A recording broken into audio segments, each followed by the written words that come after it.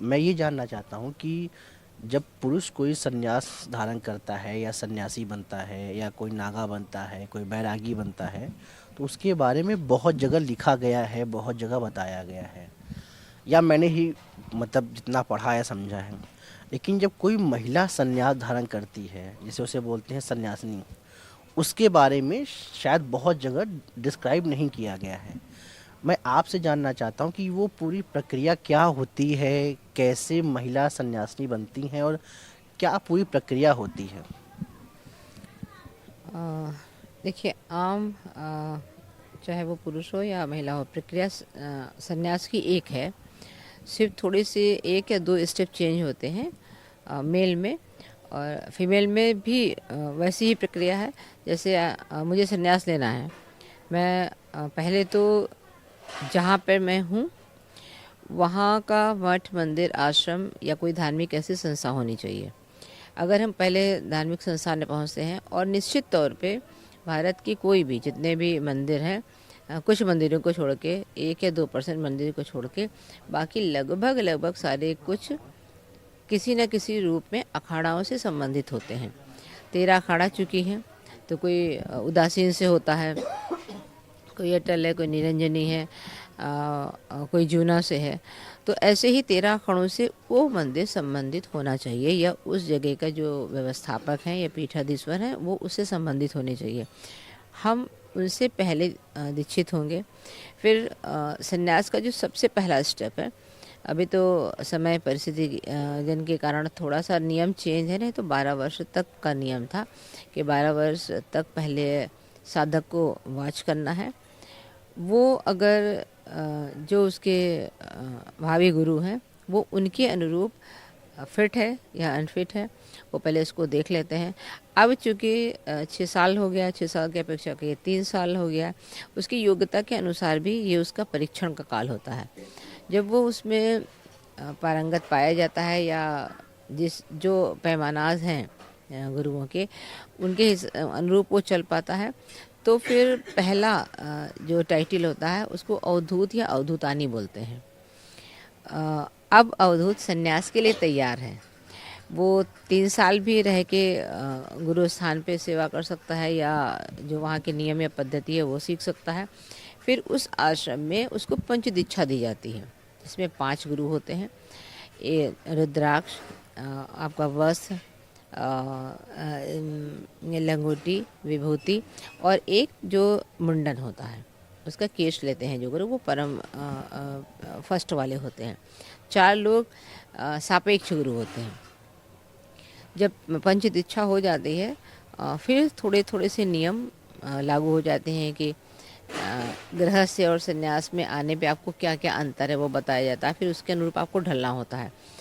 पंच दीक्षा के बाद में जो भी आगामी कुंभ होता है, वो नासिक हो सकता है, वो उज्जैन हो सकता है, वो इलाहाबाद हो सकता है, और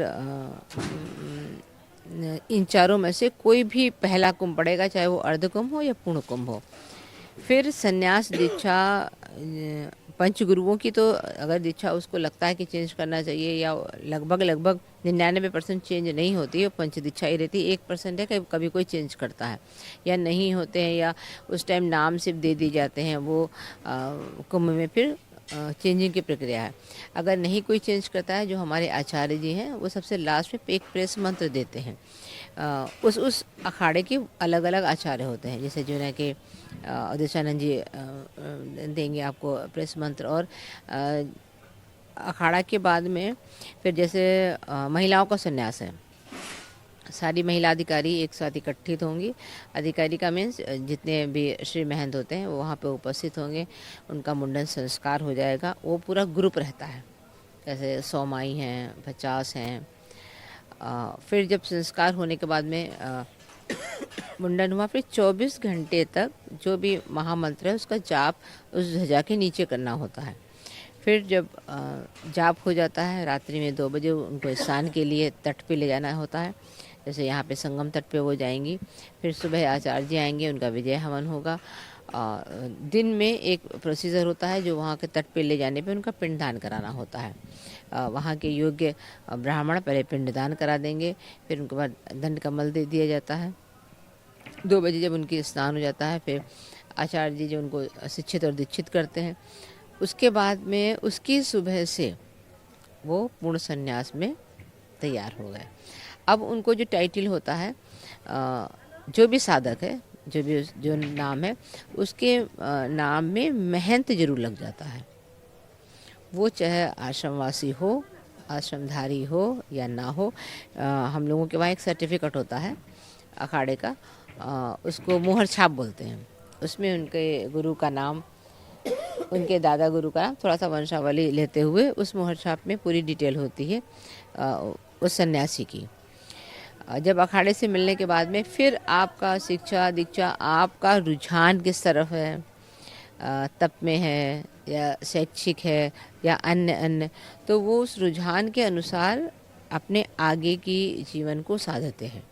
कोई भक्ति मार्ग में जाता है, कोई ज्ञान मार्ग में जाता है, कोई हठ योग में जाता है। जैसे आपने देखा होगा बहुत तपस्वी एक हाथ खड़े रखते हैं, कोई खड़ेश्वरी होता है तो वो खड़े होके ही तपस्या करते हैं, बैठते नहीं हैं। इन तरह की फिर आपके ऊपर है कि आप 12 वर्ष तक, नियम ये है कि 12 वर्ष तक आपको एक जगह रह के किसी भी प्रकार का तप करना है।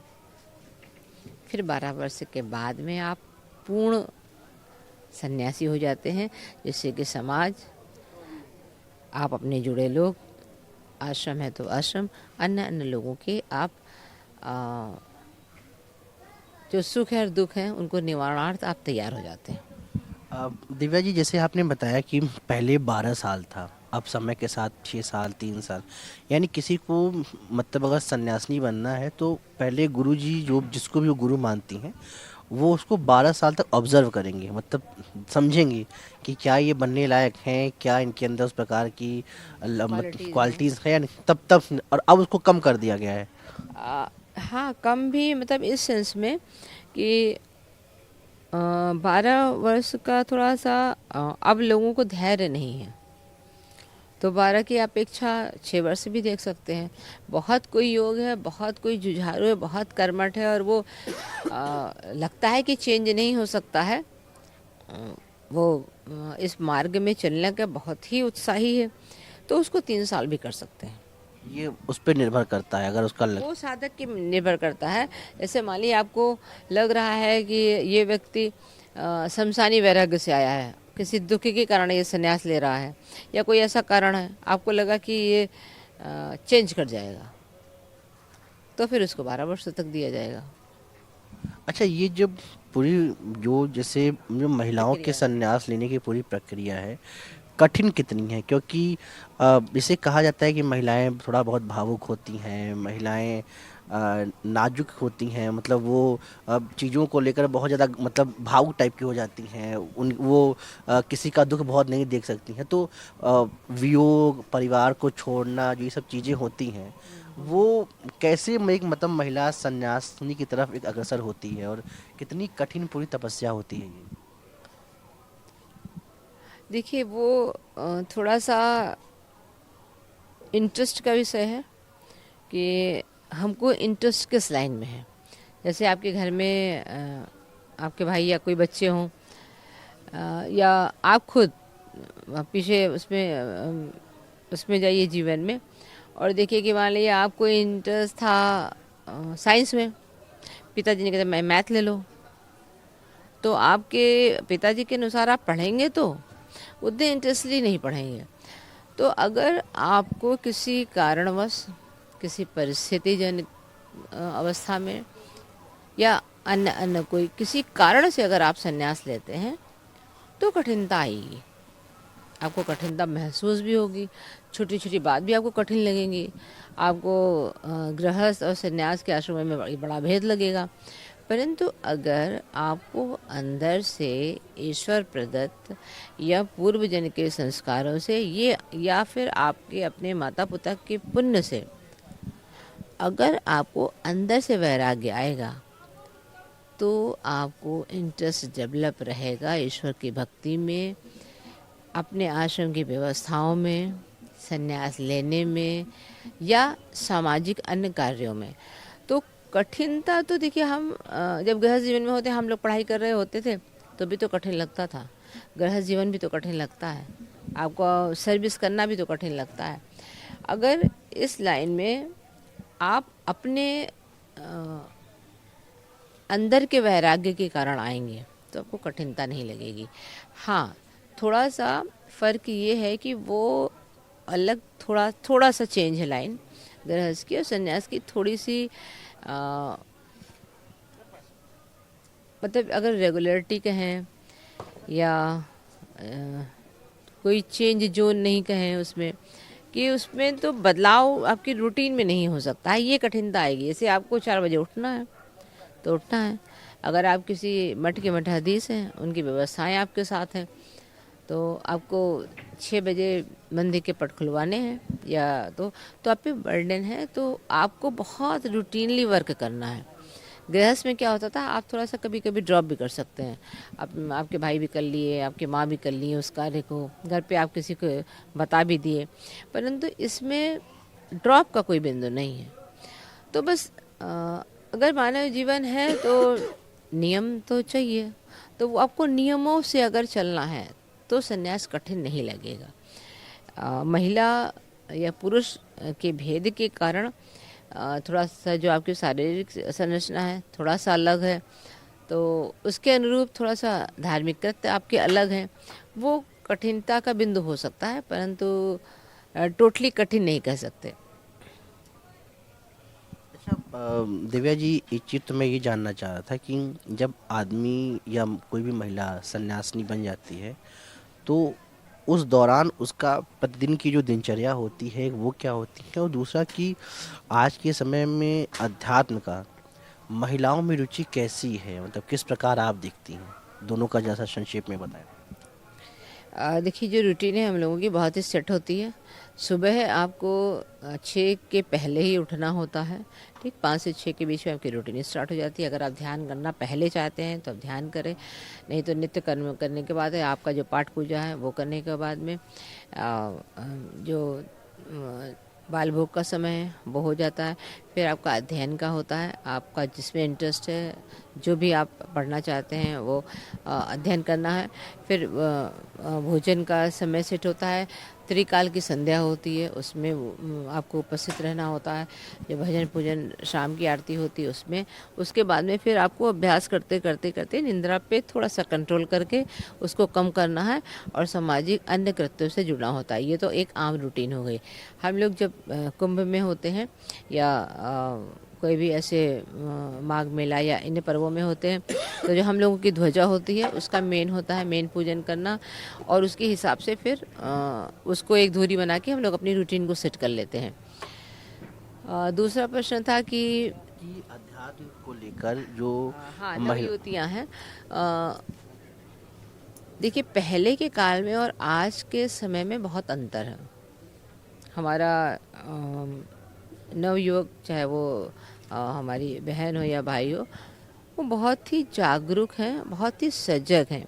अपनी चीज़ों को जानने के लिए वो चाहे कोई धर्म ग्रंथ हो या कोई ऐसे भगवान का विग्रह है उससे संबंधित कोई बात हो, तो वो सब लोग बहुत जागरूक है, जानना चाहते हैं। हर एक पाठ पूजन आध्यात्मिक कार्य का वो वैज्ञानिक पक्ष सोचते हैं। तो बहनें और युवतियाँ भी जो एक युवा वर्ग है वो सजग भी है, सचेत भी है, आध्यात्मिक भी है, और वो मानना चाहता है, और मुझे लगता है कुछ सालों के बाद में वो उस पर चलना भी चाहेगा। अच्छा दिव्या जी, चीज़ ये बताइए कि कई जगह ये मतलब की सच्चाई, मतलब मैं जानना चाहता हूँ कि ये हमने नागा साधुओं का को तो बहुत देखा है, सुना है, लेकिन ये जो आता है नागा सन्यासिनी, ये क्या है, मतलब ये कोई सच्चाई है या कोई ये वास्तविकता है, ये इसकी कोई प्रासंगिकता है या एक ऐसे ही चीज़ें शब्द को गढ़ दिया गया है। देखिए, नागा सन्यासिनी यानी कि महिला का नागा होना, ये एक मिथ है, और ये अखाड़ों की तरफ से इसका कोई परमिशन नहीं होता है, ना ही इस प्रकार की कोई महिलाओं की दीक्षा होती है। जिनको भी आप यूट्यूब्स में देख रहे हैं, अन्य अन्य नामों में देख रहे हैं, या कहीं आपको ऐसा कोई व्यक्ति दिख जाए महिला के रूप में, तो वो टोटल गलत है। एक थोड़ा सा एक महिला को हमने यूट्यूब पे देखा था कि कोई भक्त एयरपोर्ट पे जाते हुए उसको शूट करे थे। फिर हमने उसकी जांच पड़ताल करी तो देखा कि वो किन्नर थी। तो किन्नर के विषय में तो हम यूं ही कुछ नहीं कह सकते हैं, क्योंकि वो देव योनि की है, वो किसी भी रूप में रह ले।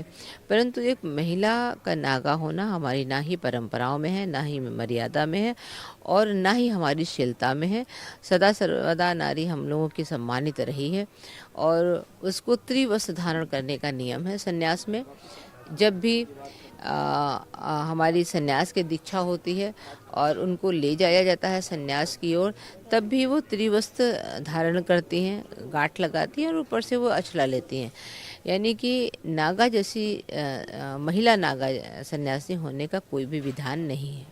अच्छा दिव्या जी, एक मेरा आखिरी सवाल आपसे ये था कि जैसे आपने जो महिलाएं को बताया कि महिलाओं की क्या रुचि है अध्यात्म लेकर, तो जैसे एक चीज़ हम ये देख रहे हैं कि आजकल एक प्रचलन चल गया है कि जैसे बाल ब्रह्मचारी तो हमने सुना था कि लोग बचपन से छोटी उम्र में सुना, लेकिन बच्चियों को, लड़कियों को लेकर भी ऐसी चीज़ें तमाम सामने आ रही हैं।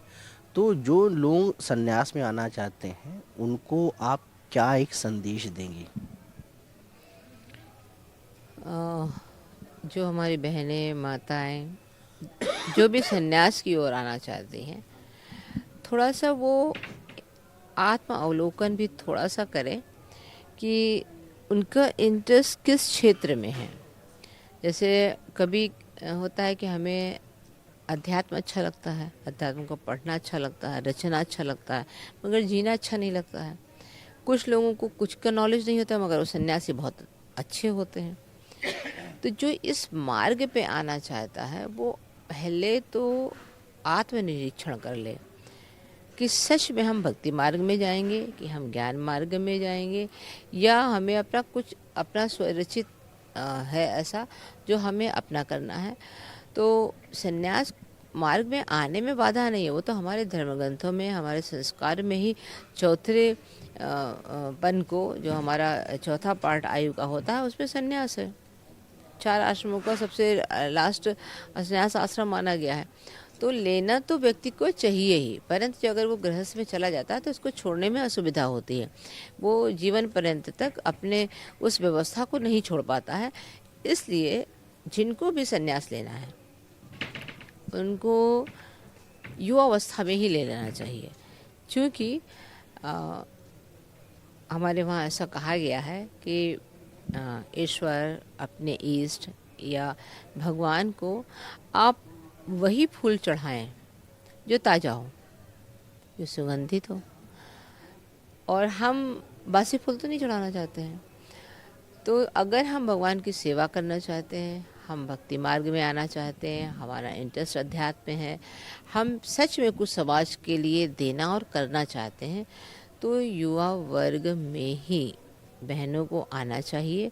और जो हमारी बहनें या माताएं कार्य कर लेंगे, मुझे लगता है अन्य चाहे वो पुरुष हो या कोई भी हो, उनको कार्य करना वो बहुत कठिन है।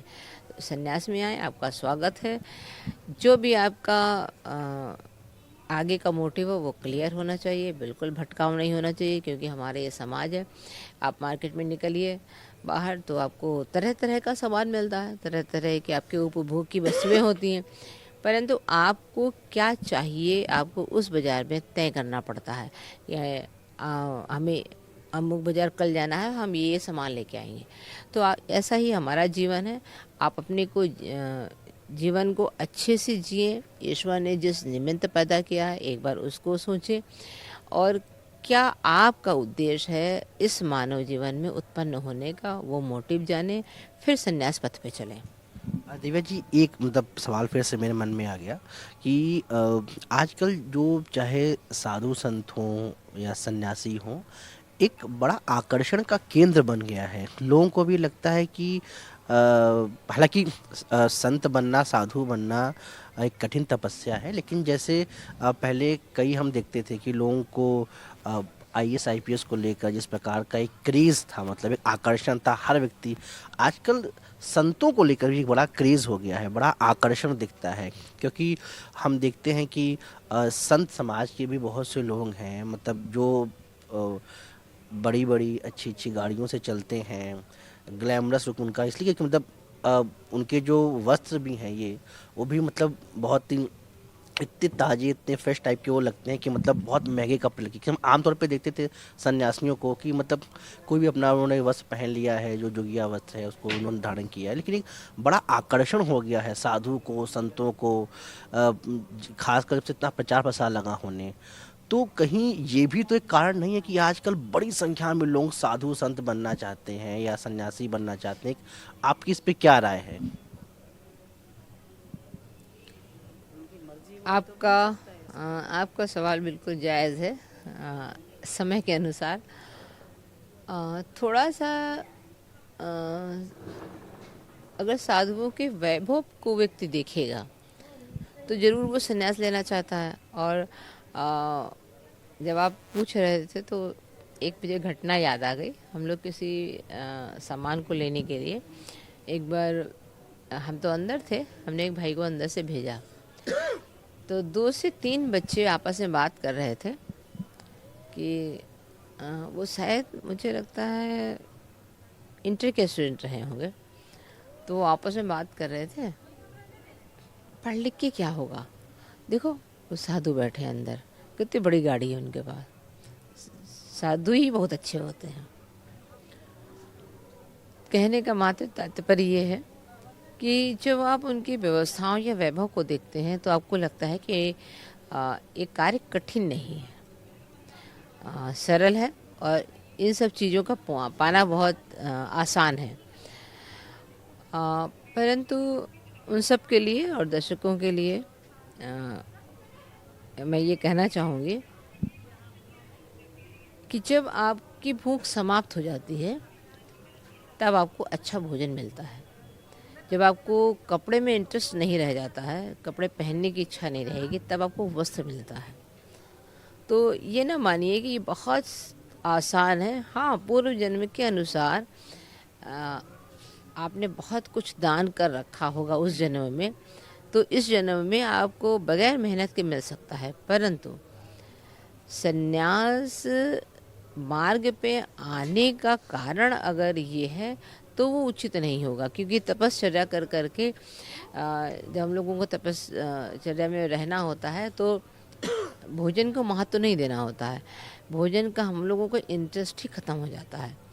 तब अच्छे अच्छे भोजन हम लोगों के सामने ढेर से होते हैं, तब आपका उसका कोई महत्व नहीं रह जाता है। हम लोग सन्यासियों को जितने हैं वस्त्र त्यागी की भूमिका में आना पड़ता है, वस्त्रों का कोई महत्व नहीं होता है। और जब आप महत्व को एक श्रेणी ऊपर चले जाते हैं, आप पहले आप खुद ही किसी के शिष्य होते हैं, फिर कुछ साल के बाद में आप गुरु की भूमिका में होते हैं। जब आप शिष्य की परंपरा में होंगे तब आपको वस्त्रों की चाहत नहीं होती है, आपको अपने गुरु की देखभाल करनी होती है कि उनको ये अच्छा चाहिए, ये चाहिए, वो चाहिए। जब आप गुरु बन जाते हैं तो जो शिष्यगण हैं वो आपको महंगे महंगे वस्त्रों को पहनाने की कोशिश करते हैं। तो आपको वस्त्र तब मिलते हैं जब आपका इंटरेस्ट नहीं रह जाता है उन वस्त्रों में। तो इस मार्ग पे आने के लिए स्वागत है सारे युवाओं को, परंतु आप इसको